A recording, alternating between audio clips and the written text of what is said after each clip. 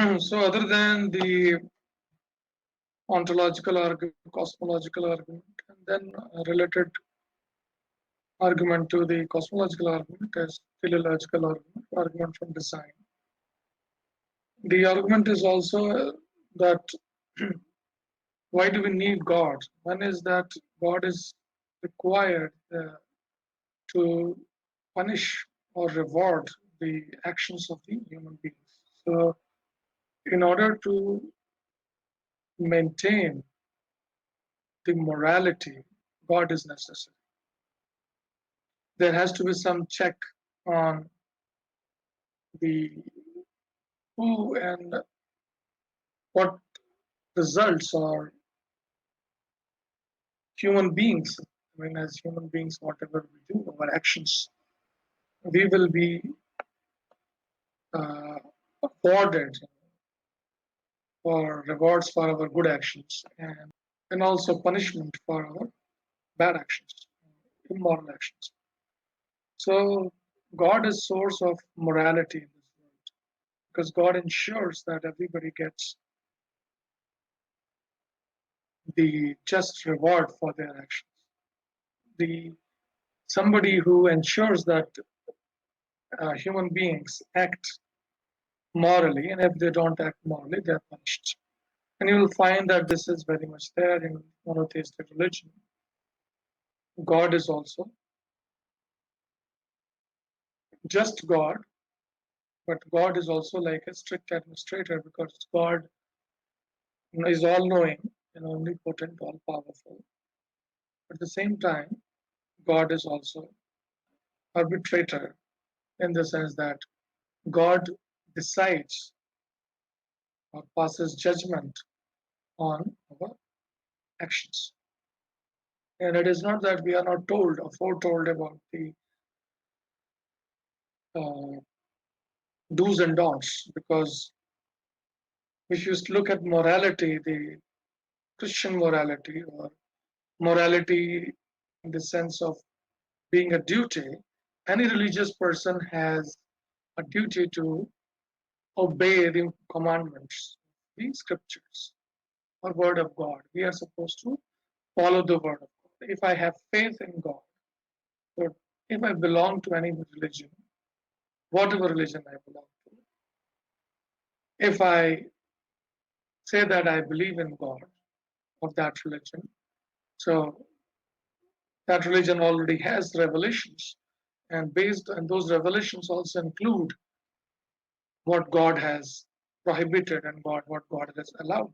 So what is sanctioned and what is not. So there are certain actions which have moral action, moral sanction. That means which if you do that, you are fulfilling the will of God or you are acting according to the commands of God. For instance, if you are not stealing, if you are not lying, if you are not killing people, if you are not indulging in adultery, is one way of putting it negatively. On the other hand, there could be positive way of saying that you are always speaking the truth, always uh, compassionate to other, and you are always satisfied with your what is rightfully yours, and you live a very honest life. So this is then you are living according to the commands of the God or the word of God, and therefore you are living a moral life. So in the religious life, if you're living life according to as prescribed by your religion, performing all the rituals. So, for instance, in Christianity, going to church on Sundays is important. Similarly, for a Muslim, devout Muslim, going at least 5 day prayers or namaz is very important, and at least on Fridays, it is very congregational, is very important. Going to synagogue is important for the Jew, and in Hinduism, again, what day going to your temple of your whatever deity that you believe in, you are supposed to worship that deity every day and a very pious life. So God is supposed to be the one who is ensuring, or rather, who makes what makes sense is that which the, the presence of God or the belief of God, existence of God is necessary to maintain this moral order in this world. Otherwise, if there is no God, then people would be doing anything if they did not have fear of God. So even if you have fear of law and you are abiding by the law, but still those who get away with the law, the idea is that you cannot get away from the divine. So in short, we can say that. Now, this is in short the argument. So what could be the arguments against the God as the source of morality? Again, you can go back to the starting from the pre-Socratic time, or at least almost when Buddha is supposed to be even pre-Socrates, of course, before Plato. So in Buddhism itself, the idea is that law of karma and cause and effect is very much there. Indian system also law of karma is there. Although, and as you'll see that God is, or we might not, but we can discuss it here. According to Hindu understanding, the God is supposed to be again arbiter of the, or one who decides or ensures that everybody gets the fruits of their actions. The nobody is. Uh, it's not that you act and you do not get anything in results. So if you act good or bad, you will get the results. Your actions will bear fruits. They will have consequences, and you will have to face those consequences. You have to bear those consequences, live those consequences. So God is there in traditional Hindu understanding that divine ensures that everybody gets reward and punishment according to their karma. And nobody can take away the reward of your good actions or punishment of your bad actions. You have to go through. Or sometimes it is also believed that if you pray God, He might take away, He might forgive you. That is one thing. But forgiveness is also there in every religion. In Christianity, it is there. In Islam, it is there. If you ask for forgiveness, because He is omnibenevolent, He is ready to forgive. He can overlook your mistakes. He can forgive your mistakes, especially if you're ready to repent. If you are ready to repent. So this is one that God is required to disburse sort of your, to ensure that account is clear of your good and bad actions, because he's all knowing, so he can keep track of everybody's actions. One problem could be that why God has given free will to human beings, related to problem of evil.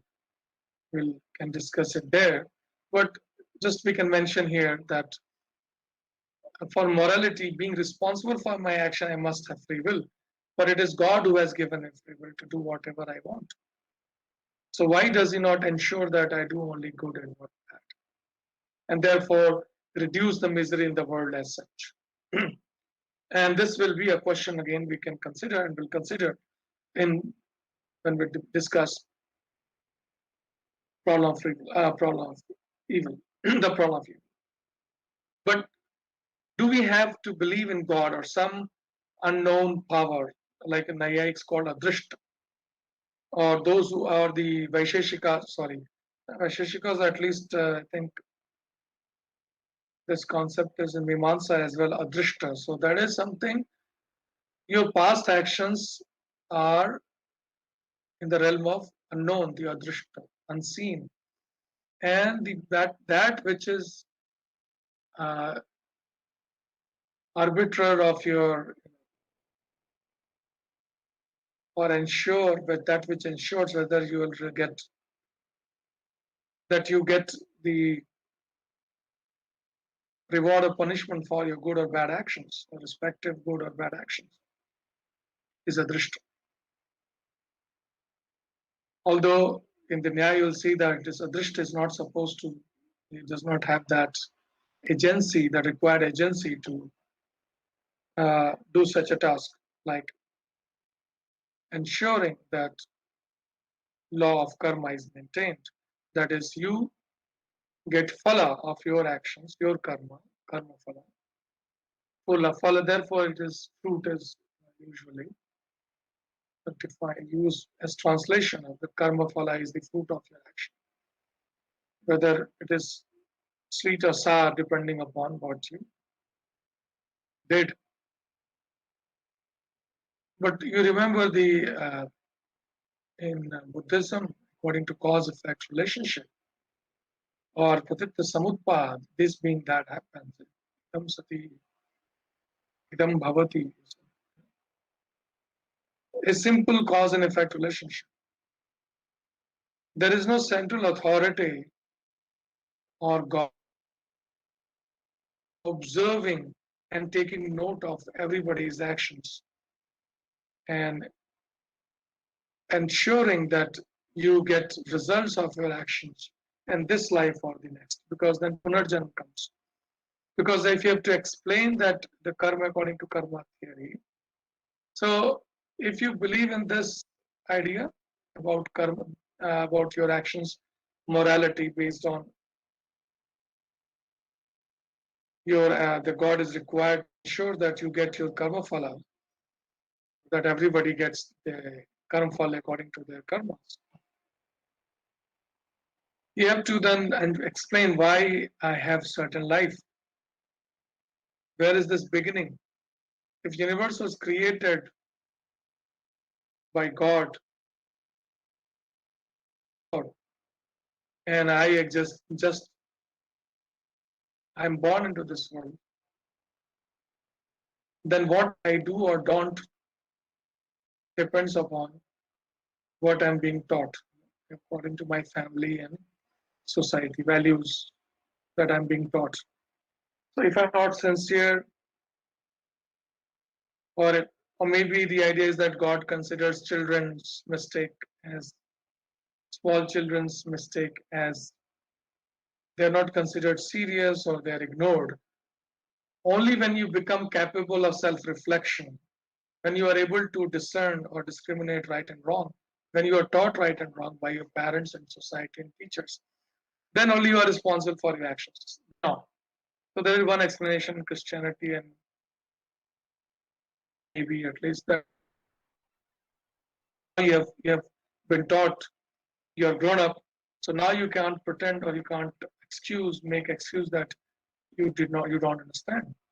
So you understand now. So now your actions will be counted.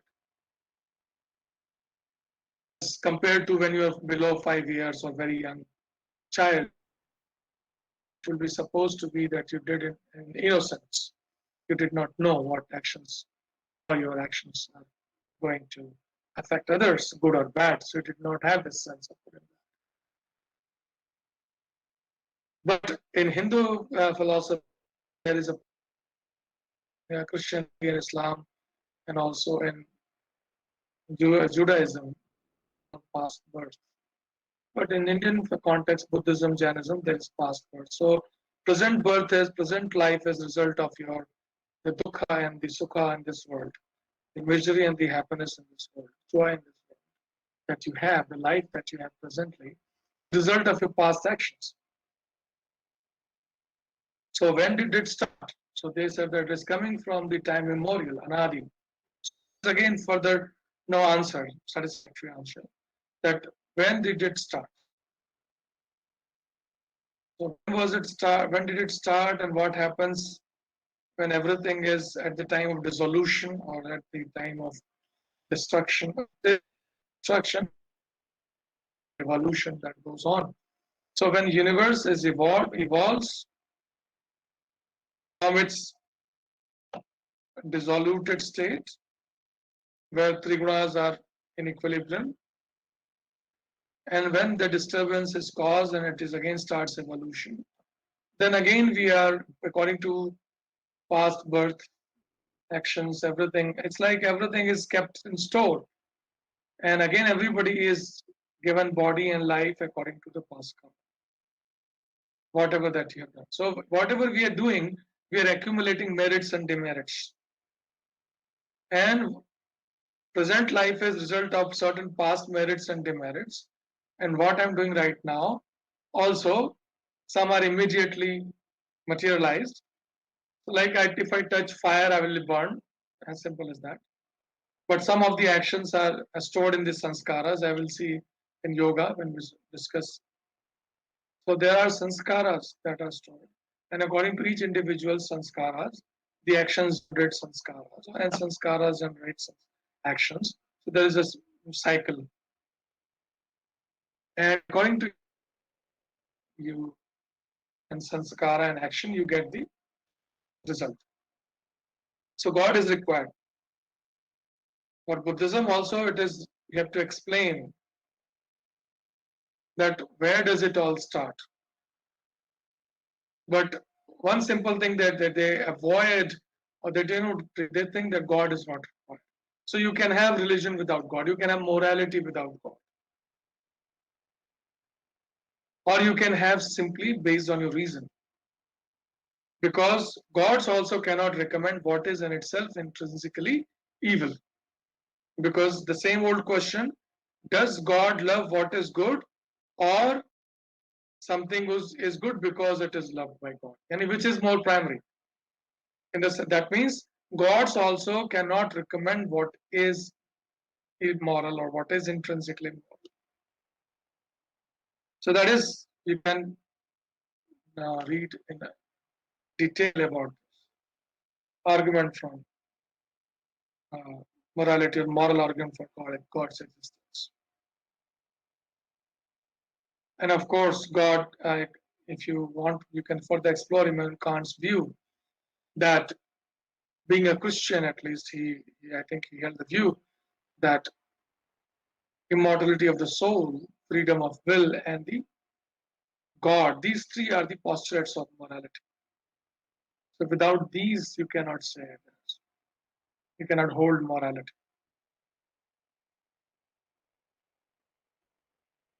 And then there is another question, another point argument is on consciousness.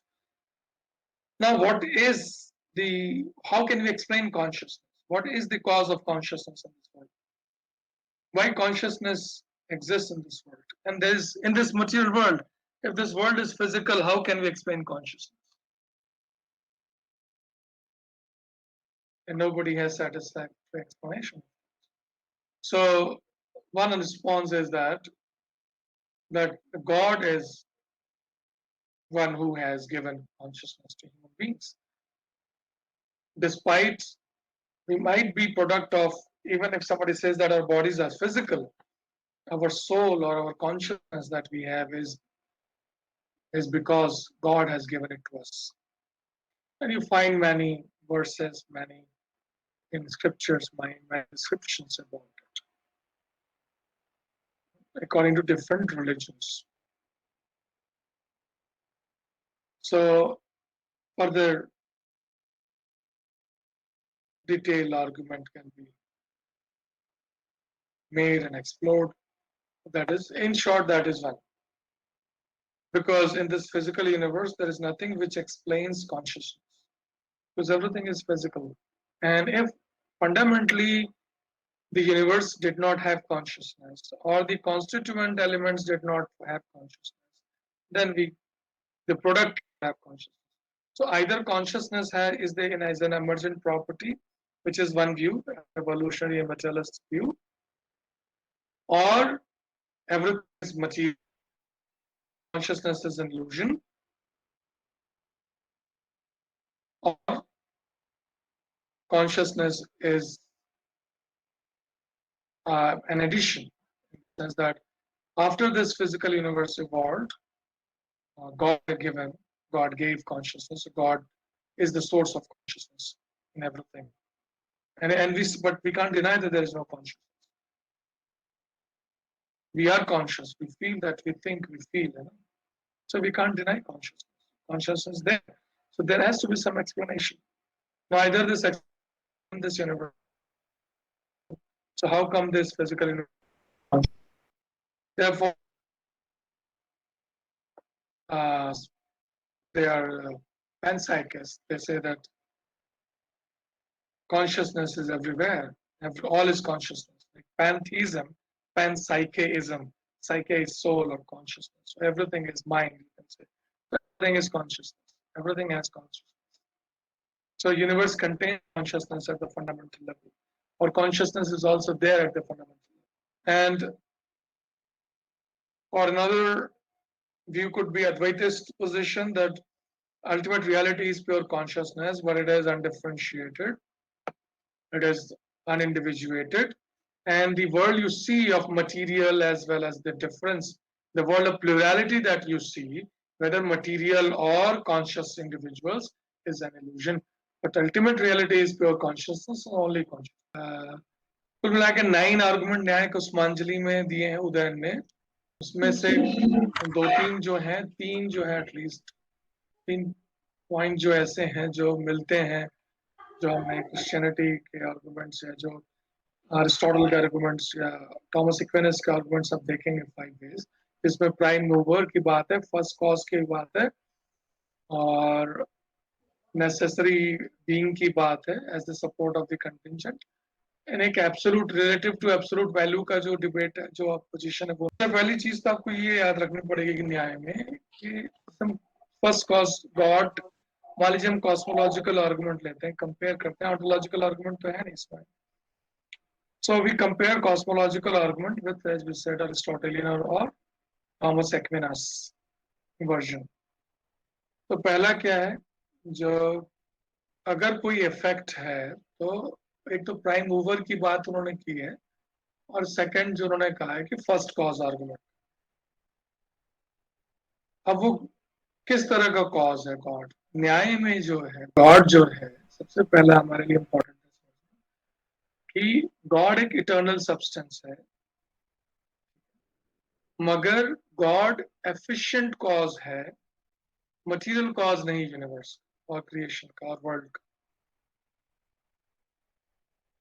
God is an agent, God is a cause, but God is an efficient cause of this effect which we are calling world, and world is the effect, God is the cause.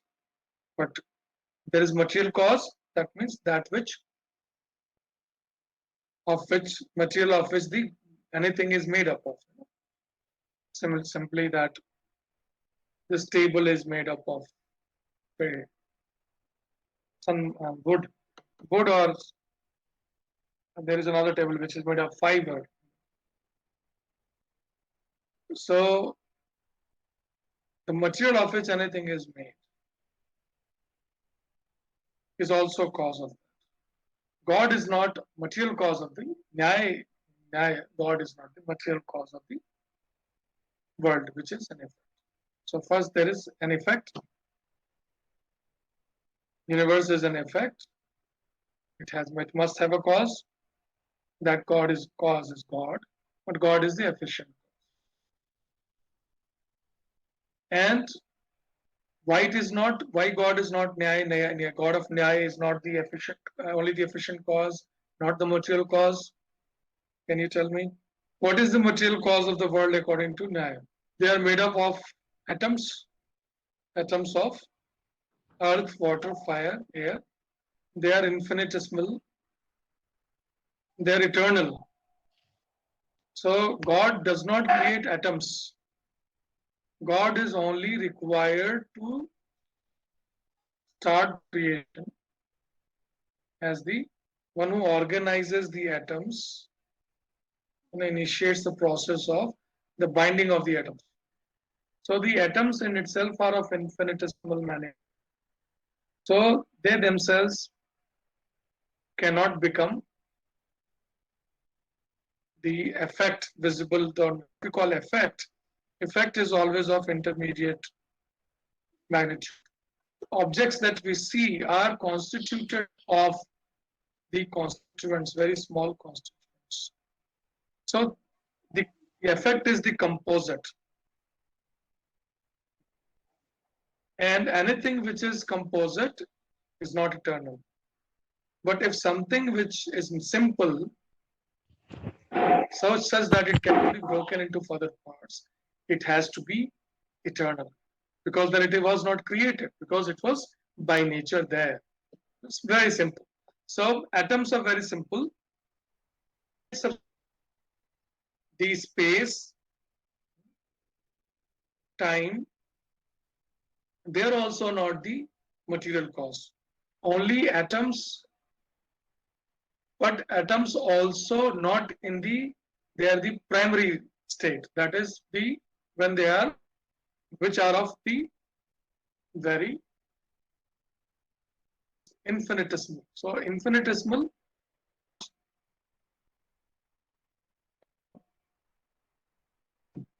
by themselves to make effect, composites.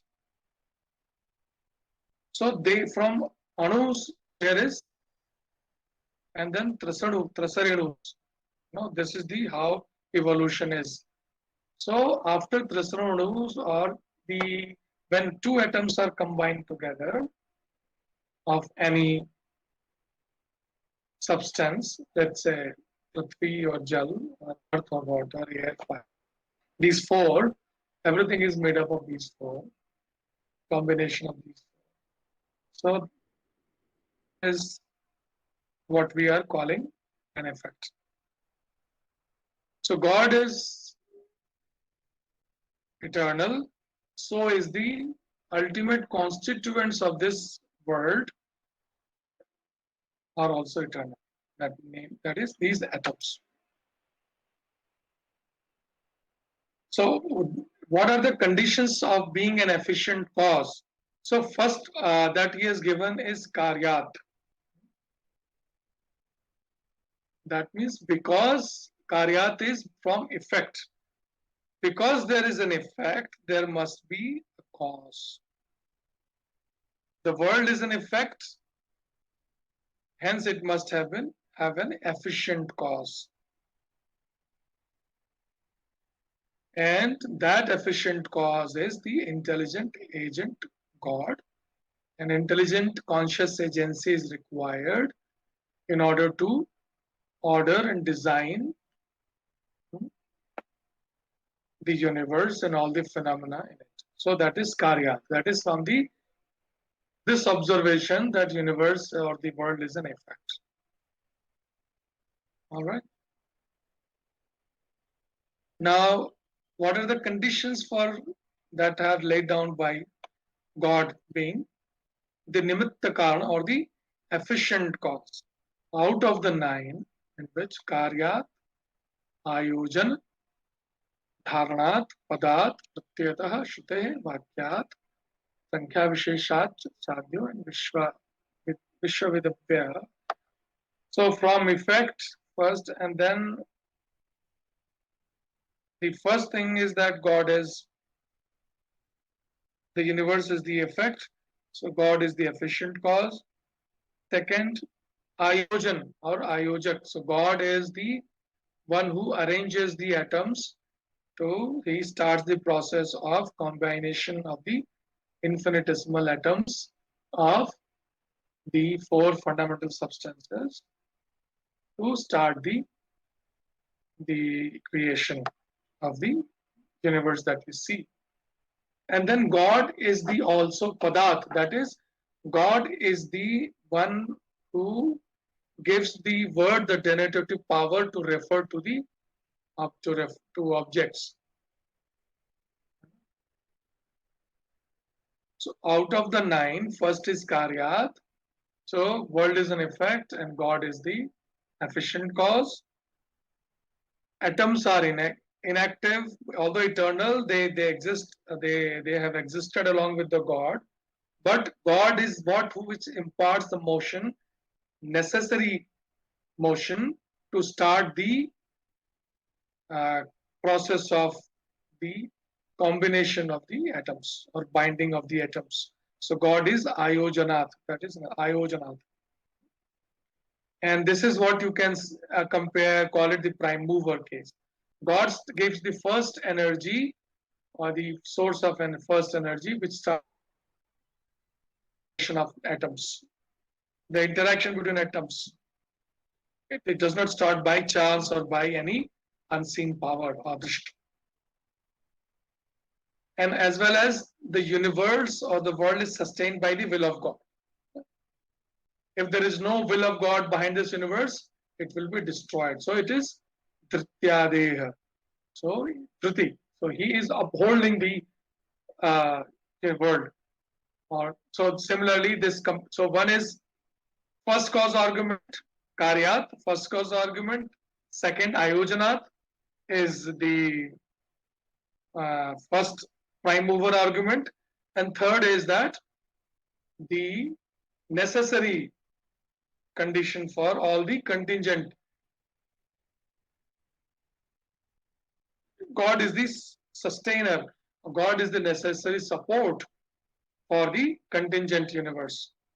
Because everything that we see is contingent. So the universe might not have existed because everything that we see is subject to, it is no contradiction that this might not have, to think that this X, Y, Z might have not existed. I might have not been here, you might not have been here, the table, chair, this world might have not existed. So what explains this is this, there is some necessary existence. That is God. And then third is Padat. So that is, you will not find any comparison with the Christian or any other religious theistic argument for the existence of God. It is peculiar to the Nyaya or Hindu theism theology that God is also the power or the source of power by which the words have meaning, and they signify the object. And then pratyayataha. Pratyayataha is that cause, or God is the author of the infallible Vedas. So again, it is clear to Hindu theology. And then they argue that Shruteya. So God is also, the existence of God is proven by the Vedas. And again, Vakyat. Vakyat is that the one who creates and promulgates the moral laws. So divine good Vedas are the infallibility of the Vedas is coming from the God. God is the author of the Vedas. And Vedas testify the existence of God, although there could be a circularity that God is the author of Vedas and Vedas are infallible because Vedas are authored by God.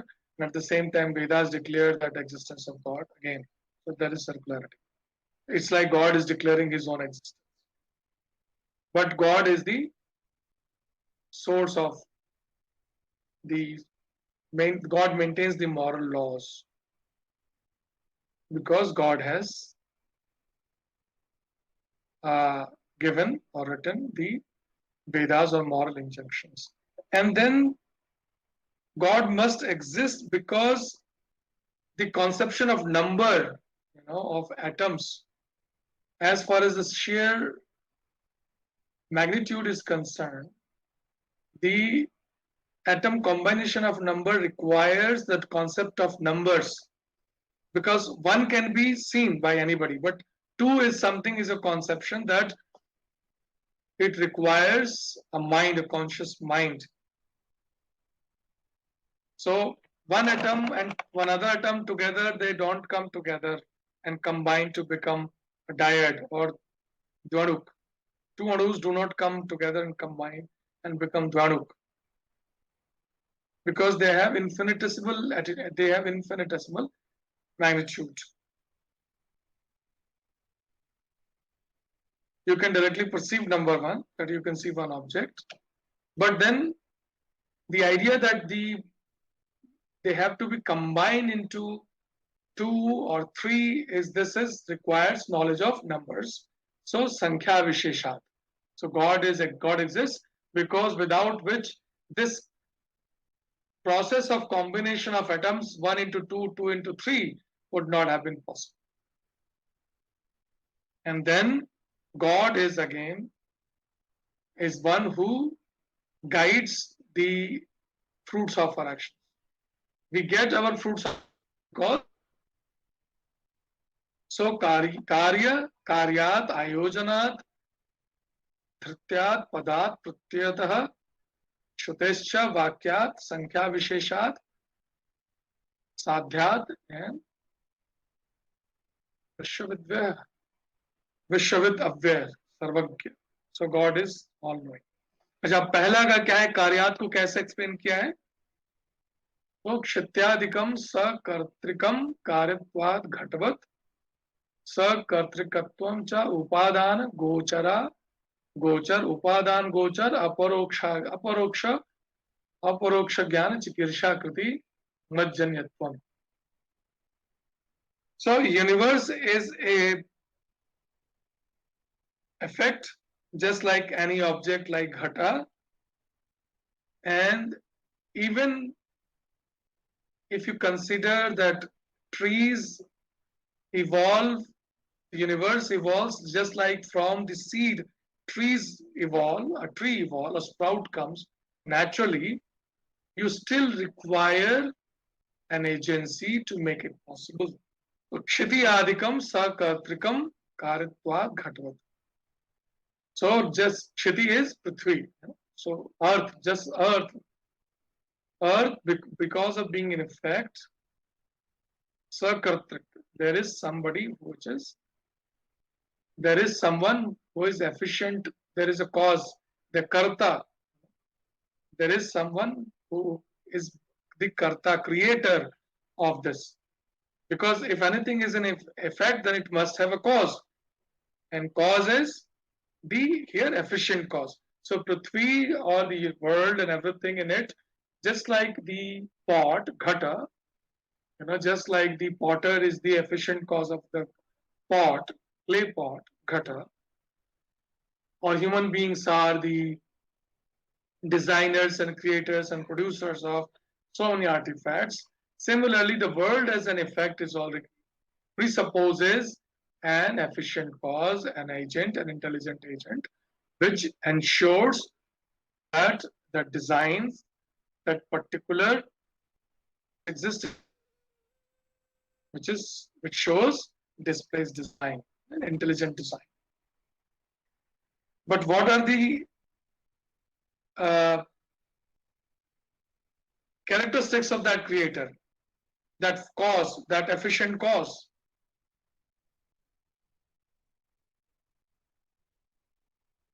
That is sakartrikatva. What they say is, first, upadana gochar, aparoksha jnana. So the efficient cause or the agent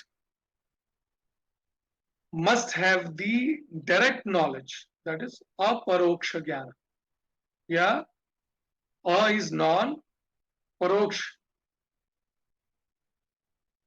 non-indirect knowledge, that is direct knowledge of the materials that are required to make anything. Just like a carpenter makes a table, so he has a knowledge of everything. What material is he's going to use. He can see and he has knowledge of the material to be used to produce the table. Similarly, and his direct knowledge, not indirect, he has direct knowledge of all those things. Nobody tells him, no, he's not blind.